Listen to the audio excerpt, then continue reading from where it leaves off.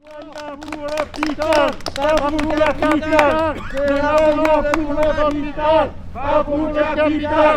C'est là pour l'hôpital. Victor, je suis à la CGT Éducation. Là, le gouvernement fait une grosse pression sur les personnels enseignants et non enseignants d'ailleurs pour rouvrir les écoles le 11 mai. Cette pression, elle a pour objectif de rouvrir les écoles dans le seul but de remettre les travailleurs au boulot et donc de faire de l'école une garde d'enfants. Le problème que ça nous pose, c'est que là, les conditions ne sont pas réunies pour avoir une école qui permette d'éduquer dans des conditions dignes. Et en plus, ce gouvernement essaie de nous amadouer avec des arguments comme de la justice sociale, alors qu'il n'a jamais eu un brin d'une pensée pour la justice sociale quand il gouvernait avant le confinement, puisque avec la loi Blanquer, la réforme des retraites, ils ont fait qu'accentuer et les inégalités et les injustices sociales justement, et ils rendent notre avenir précaire. Donc ce que nous on demande, c'est bien sûr le retrait des lois Blanquer et de la réforme des retraites, bien sûr, et surtout de ne pas reprendre le 11 mai en lien avec les analyses et les recommandations sanitaires et d'hygiène qui disent que là c'est trop prématuré. Donc le 11 mai on ne reprend pas les cours et il faut que les gens restent chez soi. Aide à domicile, nous sommes là depuis le début du confinement.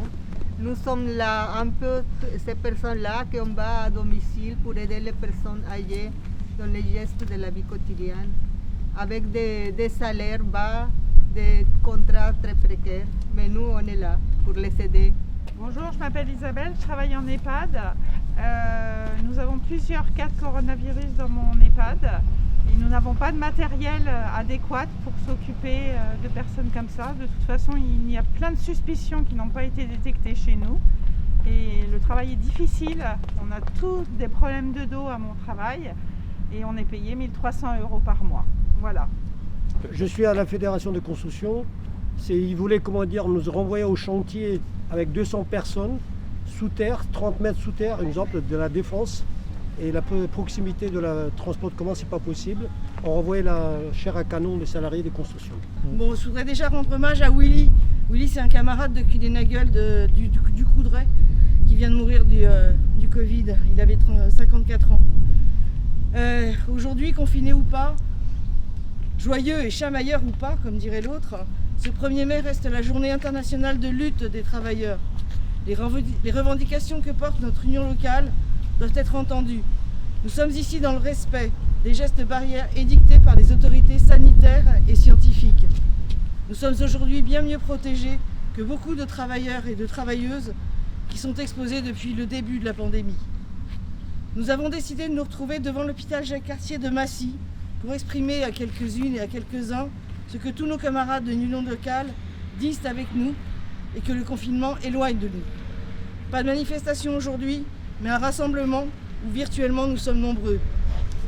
Notre union locale, par cette manifestation, affirme que nous n'oublions rien.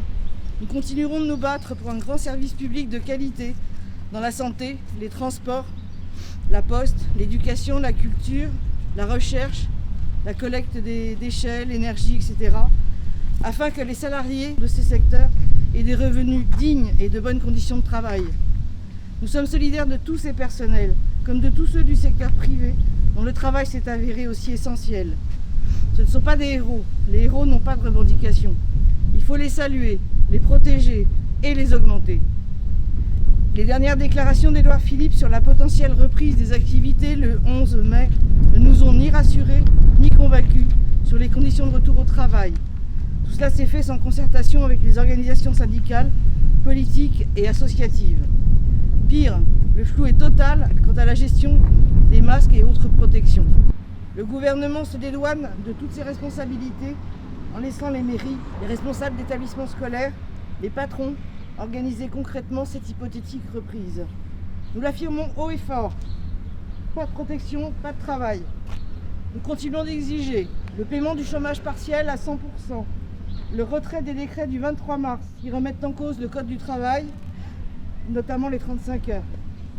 L'abandon des réformes, retraite, loi Blanquer, assurance chômage, recherche audiovisuelle.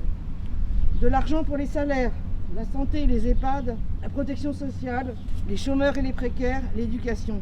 La nationalisation de tous les services publics. L'annulation de toutes les dettes des travailleuses et des travailleurs générées par cette situation. L'annulation de la dette des pays dominés par l'impérialisme, notamment français. Et la régularisation de tous les travailleurs et travailleuses sans papier, qu'ils soient avec ou sans travail. Témoignage pour l'hôpital,